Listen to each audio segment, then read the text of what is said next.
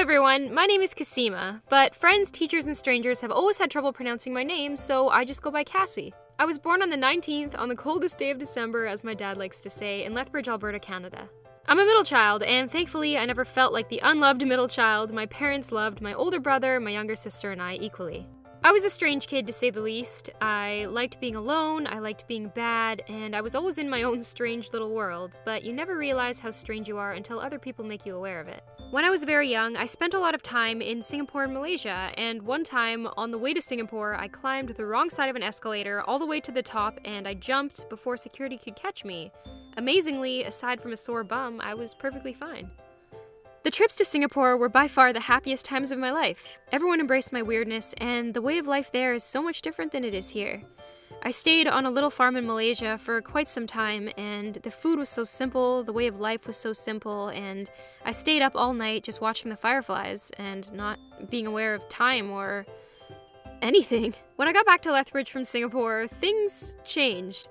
School began, the Southside McDonald's now had a play place, and the pace of life got a lot faster. Every single weeknight, my dad would challenge me with philosophical puzzles. He got me to a math and reading comprehension level far beyond my years. He made sure I had a knack for learning. He even got me Scrabble instead of Twister for Christmas once. Heartbreaking, but I thank him for it now. In the first grade, I spent most of my time walking around the playground with a deck of Pokemon cards or a bag of instant noodles, and I spent an unreasonable amount of time daydreaming. One day on the school bus, a boy poked his head out from the seat in front of me, stretched his eyes across his face, and said, "You're Chinese." I was new to racist tomfoolery, so I was silent and very confused. He got all of his friends to make the same face. It's amazing the things you vividly remember forever. I'm a quarter Chinese, but my physical attributes don't make it very evident. I was one of the few exotic kids around, so students always mixed up my ethnicity interchangeably. As a first grader, I never really considered the possibility of me being or looking different than everyone else, and it was a really hard thing for me to think about. Not too long after, my sister came home crying. She wasn't a crier, so I was super alarmed about it. I asked her what happened, and she said that she wasn't allowed in her friend's hot tub because her friend's mother thought my sister's skin was made of dirt. I wish I was kidding. We were shaken and resolved to spend more time together. From paper dolls to church youth group to video games, some of the best times I had were with my sister. We loved writing and filming plays and doing anything creative. My sister knew how to crack me up. One time while playing GoldenEye, she actually made me laugh so hard I peed my pants. Fast forward to late elementary school, after the 9/11 attacks, a boy made a habit of cutting out pictures of Middle Eastern-looking men and putting them on my desk. As I said, I got mixed up with a lot of different ethnicities, and the whole experience was confusing and horrifying. He humiliated me one day in front of what seemed like everyone by holding up one of the pictures and saying, "Your husband is waiting." The boys all laughed hysterically, and I just stood there, dumbfounded. The racist generalizing and stigma made me grow to really hate the way I looked. I was always covering my face with my coat sleeve, my self-esteem went down, and my fear of people went up. I started combating bullying with bullying, and my aggression got me out of a lot of potentially humiliating situations. So being very angry, jealous, and bitter was a tool I kept all the way until the end of high school. My aggression was based on fear.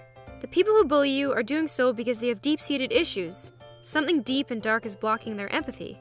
So please don't take it seriously, or at least try not to. It's not you, it's them. My sister was also recklessly teased, but we stuck together. She and her amazing group of friends were so hilarious and uplifting. Middle school was difficult. I had one true friend, Ashley, who is still my best friend. We'd hide together in boot rooms and bathroom stalls during lunch period every single day.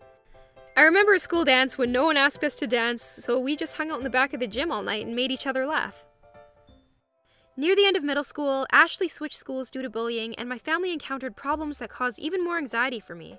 People had all sorts of theories about my life that were very painful for me to listen to. I didn't open up to anyone because I didn't want anyone to feel sorry for me. People with too much time on their hands will always have theories and unsubstantiated opinions. Don't listen to them. There are so many beautiful things in this world to fill your head with.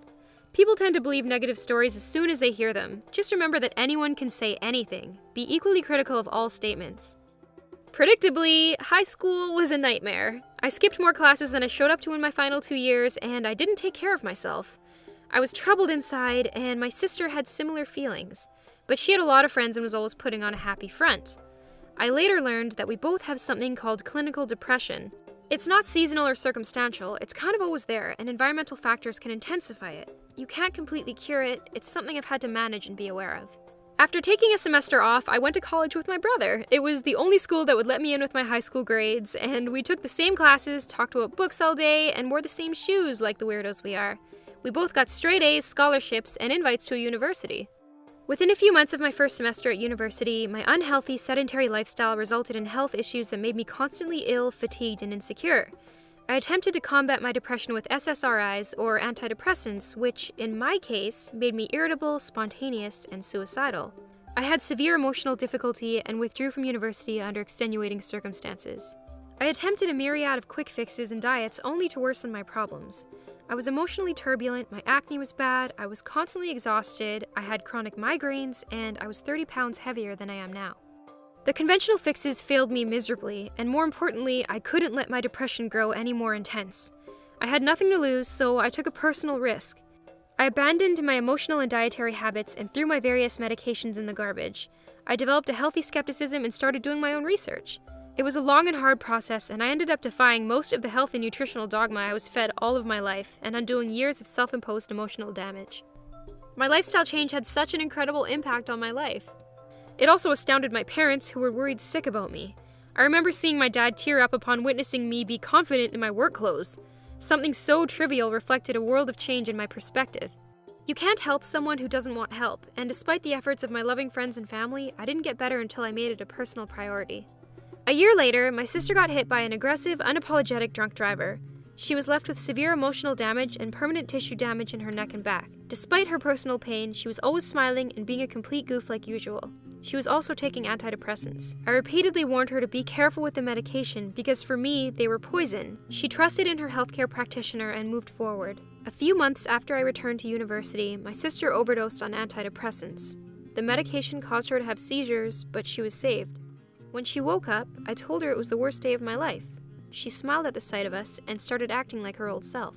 She was kept in a psychiatric ward for 2 weeks, and when she was finally released, she came home and built her life again. She got a job, a car, made great new friends, and was constantly smiling.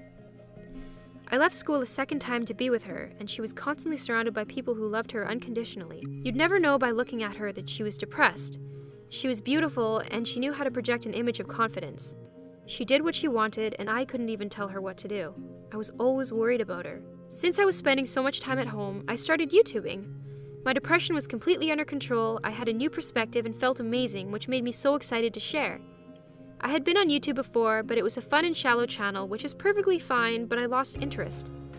I pestered my sister endlessly about what I had learned, but aside from a few things that she liked and shared, she was often busy with life and disinterested. I remembered that no one was capable of helping me until I made it a priority to help myself. After much pleading, I figured that I didn't want to be one of those people who pushes their beliefs on others who didn't ask, so I resolved to spread influence and not force. I met an amazing guy named Terry, a friend of my older brother. My sister and I loved his knack for comedy. He was always making us laugh.